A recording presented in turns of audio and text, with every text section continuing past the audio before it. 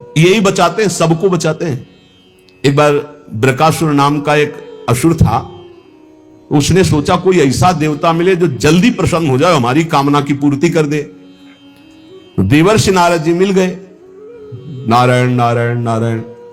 देवर्षि नारद जी को, देवर्षि नारद जी एक ऐसे महात्मा है जिनको कोई द्रोह नहीं करता। त्रिभुवन में कंस भी एकांत में बैठालकर सलाह लेता है, हिरण्यकश्यप भी उठकर आदर करता। कोई भी हो त्रिभुवन में, देवर्षि नारद जी से कोई नहीं, जिसको मिलेंगे बिल्कुल पक्की सलाह बताएंगे। कंस ने स्वागत किया, बैठाला और कुशल मंगल। हाँ प्रभु, पूरा प्रजा राज्य सब कुशल मंगल है।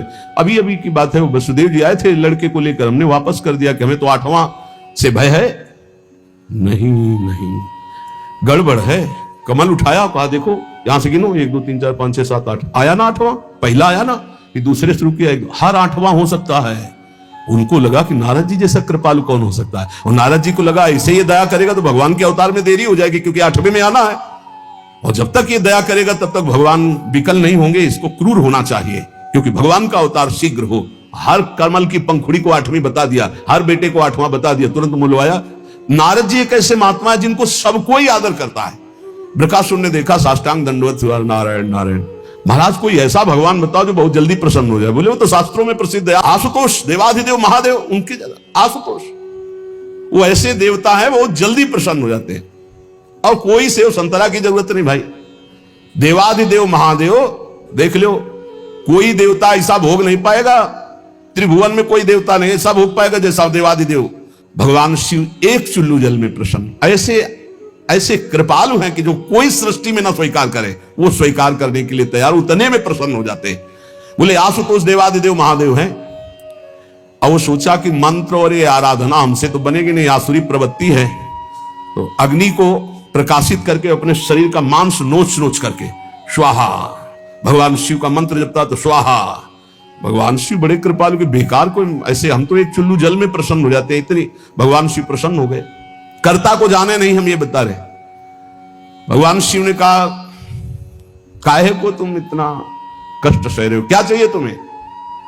वो माता जी के सहित प्रकट हुए थे। माता जी त्रिपुर सुंदरी, असुर है ना, राक्षस, तो इसकी बुद्धि तो राक्षसी ही रहेगी। भगवान शिव की तरफ देखा, माता जी की तरफ देखा। उसने कहा, प्रभु मेरी इच्छा है कि मैं जिसके ऊपर हाथ रख दूं वो भस्म हो जाए। भगवान शिव बिना विचार किए बोले, तथास्तु, ऐसा ही हो। जे भी ऐसा कहा तो उसने सोचा परीक्षा के लिए भगवान शिव के ऊपर हाथ रख के देखे ना, इन्हीं का वरदान इन्हीं को। भगवान शिव के ऊपर ऐसे जो हाथ कर, भगवान भागे, क्योंकि जानते थे कि सत्य है, रख देगा भस्म हो जाएगा। शरीर तो भाई भगवान ने ही आदेश और वो वर दिया है, उन्हीं के बल से भागे, वो भी पीछे भागे। माता जी खड़े लीला देख रहे हैं। भगवान शिव जब पीछे देखे तो दौड़ के पीछा बस हाथ ही रखने का। भगवान ने कहा कहां तक भागेंगे? तो कर्ता को याद किया। कर्ता कौन है? हरि। हरि को याद किया, जो ही याद किया तो आ गए ब्रह्मचारी के रूप में। और भगवान शंकर से इशारा किया, चैन की सांस लो, अभी इसका हिसाब करते हैं। नजदीक गए, बोले प्रणाम बृकासुर जी। इतना प्यार से विश्व में कोई नहीं बोला था, वो तो असुर था। प्रणाम बृकासुर, अमृतमय वचन, ऐसा आकर्षण और ऐसे कमल नयन और ऐसी चितवन को खड़ा हो गया। बोले बृकासुर जी, यदि आपको मेरे सहयोग की आवश्यकता हो तो सहयोग से बड़े बड़े काम बन जाते हैं, आप क्यों भाग रहे हो इनके पीछे? बोले इनके ऊपर हाथ रखने, तो तुम्हारे हाथ में कुछ है क्या जो रखना चाहते हो? बोले वरदान दिया है शिव जी ने कि जिसके ऊपर हाथ रख दोगे वो भस्म हो जाएगा। अरे बोले अभी तुम्हें विश्वास है? दक्ष ने साप दे दिया था, इनके पास कोई ताकत नहीं रह गई। तुम हाथ रख के अपने ऊपर देखो, अगर झूठा निकलेगा ना तो दोनों मिलकर के। हाँ ये बात तो पक्की है। एक सेकंड में हिसाब कर, हरि है, हरि। एक सेकंड उसको यह समझ में ले आए कि अगर हाथ रखा सच्ची हुआ तो कौन बताएगा आके इनको। जो ही ऐसे किया सो क्षण में भस्म हो गया, राख हो गया। भगवान शंकर ने हा बोले प्रभु थोड़ा सोच समझ के वरदान दिया करो, तुम तो ऑर्डर डाली हो, अपनी भी सुरक्षा नहीं देखते। समीप में बैठे हैं अर्जुन जी के भगवान श्री कृष्ण। एक ब्राह्मण आता है और श्री भगवान के सामने वो कहता है, प्रभु प्रभु अभी अभी मेरा पुत्र प्रकट हुआ और पधार गया। द्वारिकापुरी की बात है। प्रभु पैदा होते ही मर गया, ऐसा तो कभी नहीं हुआ कि पुत्र पिता के सामने मर जाए, ये तो धर्म रहित बात है। और अपने बालक को भगवान के सामने से राजमहल के द्वार पर रखता है और विलाप करके बड़ी आतुरता पूर्वक कहता, संदेह नहीं कि इस समय पृथ्वी में ब्रह्म ऋषियों का द्रोह करने वाले लोग पैदा हो गए हैं, धूर्त कृपण पापी लोग बढ़ गए हैं, कर्म दोषी हो गए हैं। इसीलिए ये काल उल्टा चक्र चला रहा है कि पिता के सामने जन्मा हुआ पुत्र मृत्यु को प्राप्त हो रहा है। ये राज हिंसापरायण दुष्शील अजितेंद्री प्रजा को दरिद्री कर रहे हैं, कर ले ले करके दुख पर दुख प्रजा भोग रही है। इसीलिए ये हमको सामने महान संकट देखना पड़ा। अधार्मिक राजाओं के होने के कारण मेरा पुत्र मेरे सामने मरा, ऐसा काल व्यतिक्रम है, नहीं होना चाहिए था। इस प्रकार बोलकर चला गया। फिर दूसरा पुत्र हुआ तो फिर मर गया, फिर बोल के चला गया। तीसरा पुत्र पैदा हुआ, फिर मर गया, फिर वैसे ही बोल के चला गया। जब नवें बालक के मरने पर वो वहां आया तो अर्जुन जी ने कहा, ब्राह्मण सुनो, इस निवास स्थान द्वारिका में ऐसा लगता है कोई धनुषधारी छत्री नहीं है। बार बार तुम यहां रोकर चले जाते और कोई नहीं बोलता कि मैं तुम्हारी रक्षा करूंगा। मैं समझता हूं इस समय तुम बड़े संकट में हो, बड़े दीन हो रहे हो क्योंकि तुम्हारे पुत्र मर रहे हैं। मैं प्रण करता हूं तुम्हारे पुत्र की रक्षा करूंगा, कर्ता को जाने नहीं। भगवत ऋषि जी कह रहे हैं, अरे उनका जाओ, तुम बात क्या बनाते हो, तुम क्या पूर्ण करोगे? जब ये श्री कृष्ण और बलराम बैठे हैं तो तुम क्या पूर्ण कर लोगे? अर्जुन से कहा तो वो कह रहे हैं, मैं कोई संकर्षण नहीं हूं बलराम जी, और मैं कोई कार्षणी कृष्ण नहीं हूं। मैं गांडीव धनुषधारी अर्जुन हूं, जो बोलता हूं वही करके दिखाता हूं। यहां दो भाव निकलते हैं कि देखो भाई, मैं कोई कृष्ण बलराम तो हूं नहीं, उनका दास हूं। तो भगवान अपने प्रण को चाहे भुला दे, लेकिन दास के प्रण का निर्वाह करते, इसलिए मैं प्रण लेता हूं कि मैं तुम्हारे पुत्र की रक्षा करूंगा। और एक भाव ये होता है कि मैं कोई कृष्ण बलराम नहीं हूं, मैं गांडीव धनुषधारी अर्जुन हूं, जो प्रण लेता हूं उसे पूर्ण करता हूं। ब्राह्मण देवता, यदि मैंने तुम्हारे पुत्र की रक्षा नहीं की तो चिता लगाकर तुम्हारे सामने भस्म हो जाऊंगा। मैं अधिक क्या कहूं, अगर मृत्यु भी सामने आएगी तो मैं जीत कर तुम्हारे पुत्र की रक्षा करूंगा, मैं वचन देता हूं। तब ब्राह्मण ने कहा, जय हो कुंती नंदन अर्जुन, तुम्हारी जय हो भाई, धन्य है, तुम्हारा बल पौरुष प्रशंसनीय है। अब मैं जा रहा हूं, जब बालक होने को होगा तो मैं तुम्हें सूचना दूंगा। फिर समय आया प्रसव का, ब्राह्मण भागता हुआ आया, अर्जुन अर्जुन, इस बार तुम मेरे बच्चे को बचा लो, मृत्यु से बचा लो। अर्जुन तत्काल गए, आचमन किया, भगवान शंकर का ध्यान करके प्रणाम किया, श्री कृष्ण चंद्र की तरफ देखा भी नहीं, कर्ता को जाले ले यही बात समझा रहे हैं, समझो। और दिव्यास्त्र का स्मरण किया और गांडीव पर प्रत्यंचा चढ़ाई और ऐसा बाणों का हाहाकार मचा दिया कि वायु भी प्रवेश करेगी प्रसव गृह में तो अर्जुन की आज्ञा से प्रवेश करेगी।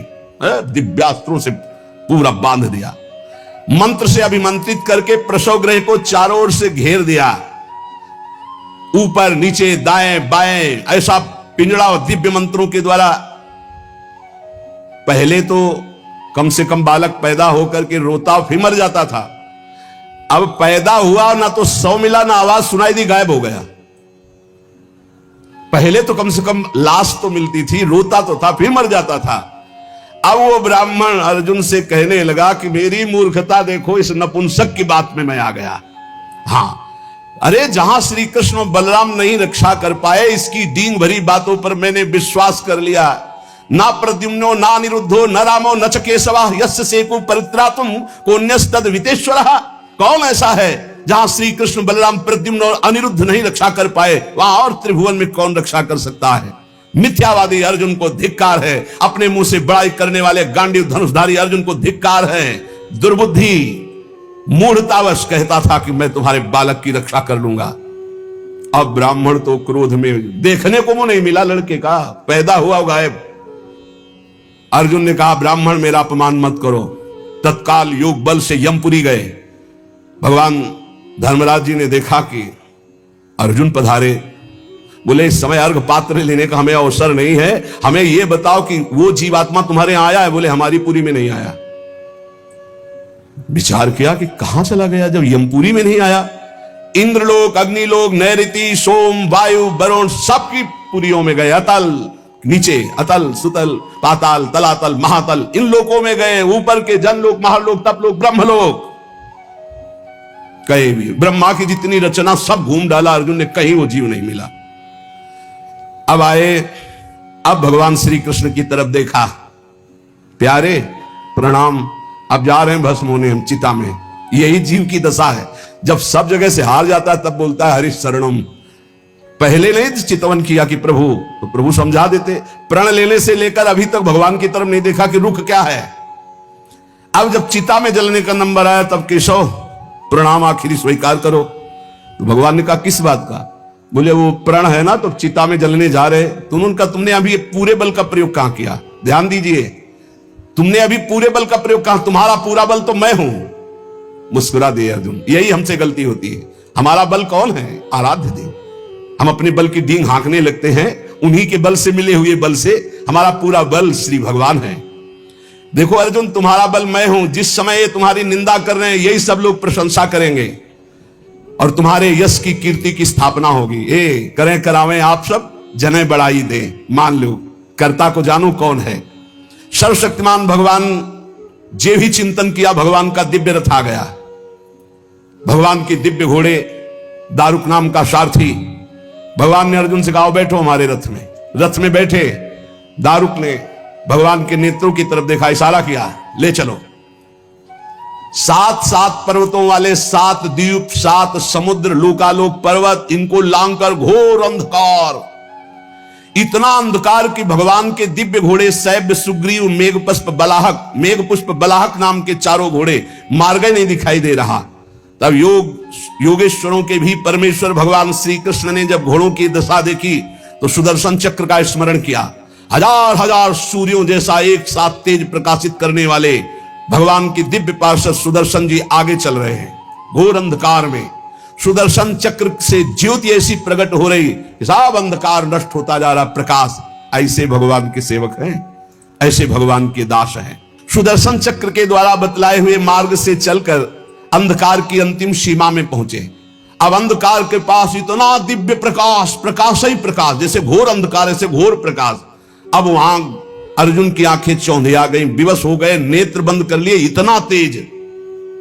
भगवान वहां भी सामर्थ्य प्रदान करी अर्जुन को और घोड़ों को भी।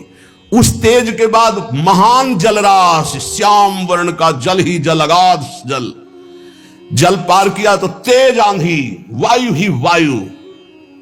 भगवान की ही केवल सामर्थ्य पहुंचने की और सामर्थ्य रही। अब वायु के प्रवाह में बड़ी बड़ी तरंगें उठने लगी। फिर भगवान ने उसको शांत किया।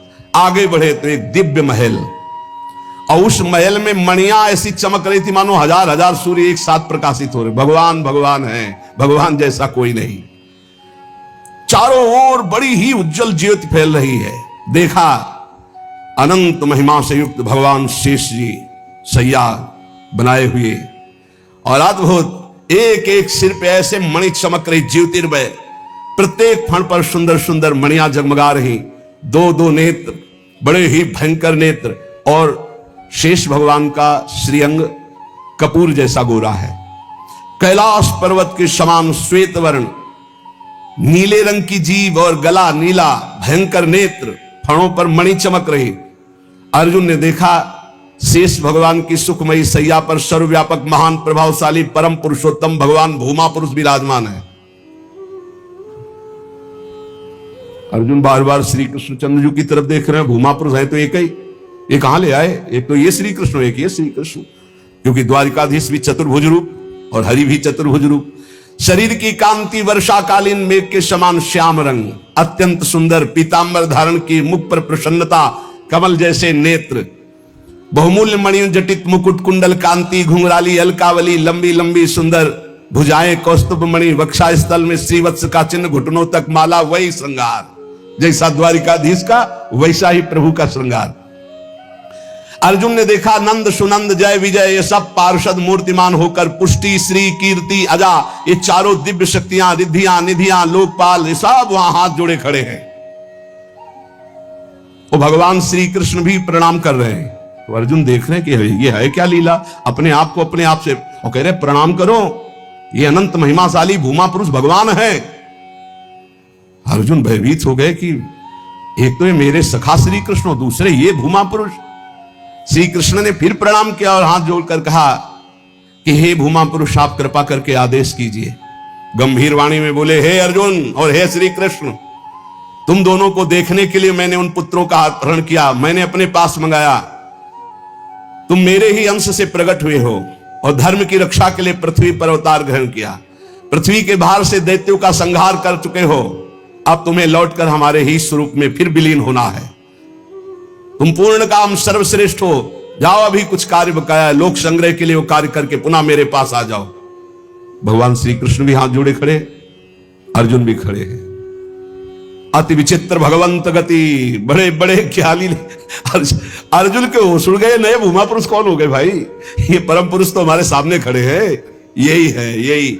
अगर ये अपने रहस्य को न बतावे तो कोई, इनका एक नाम है अनंत, कोई अंत ही नहीं पा सकता है।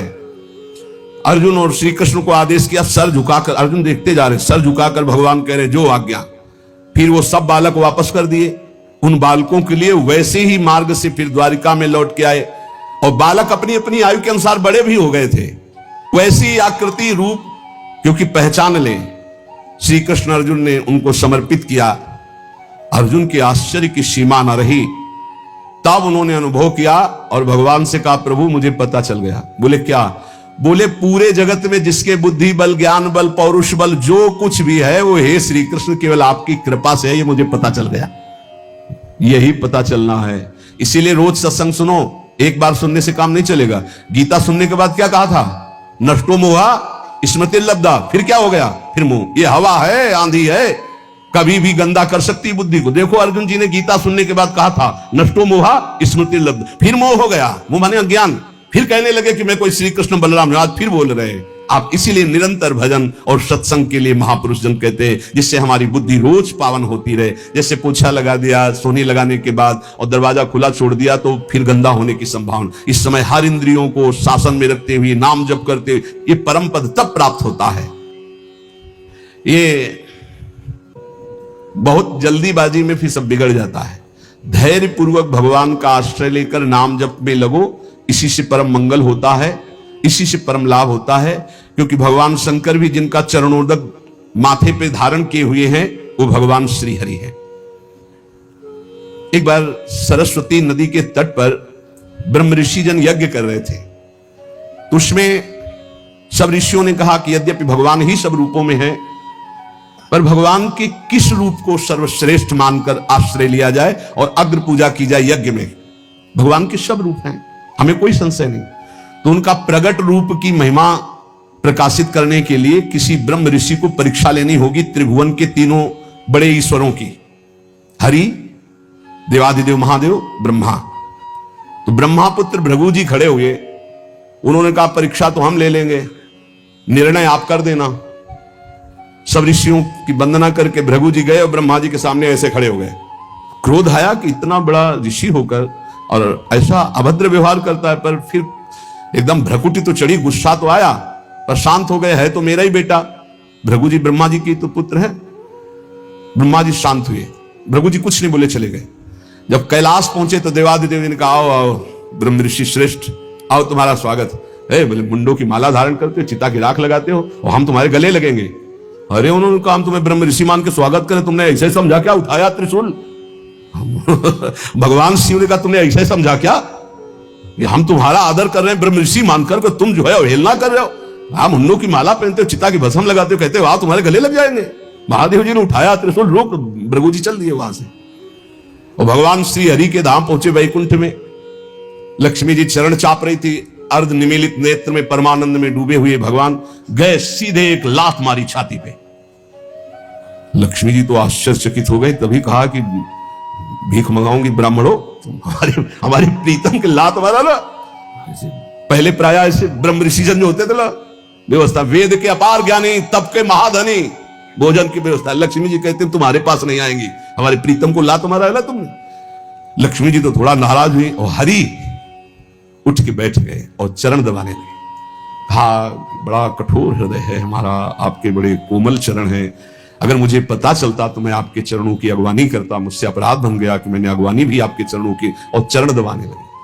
प्रभु जी के नेत्रों में अश्रु आ गए और कहा, प्रभु बस यही देखने के लिए हमको सब ब्रह्म ऋषियों ने भेजा था। यद्यपि आप ही शिव हो, आप ही ब्रह्मा हो, आप ही चराचर जगत हो, पर प्रभु आपका जो करुणा वरुणालय हरि रूप है, यही सर्वाराध्य है।